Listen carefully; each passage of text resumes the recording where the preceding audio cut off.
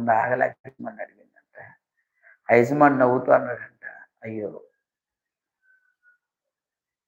God use broken vessels.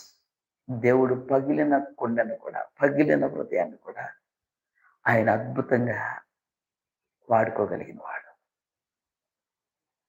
నిరాశతో, నిస్పృహతో కృంగిపోవలసిన పని లేదండి. పని లేదు. మరలా విజ్ఞాపన చేస్తున్నాను.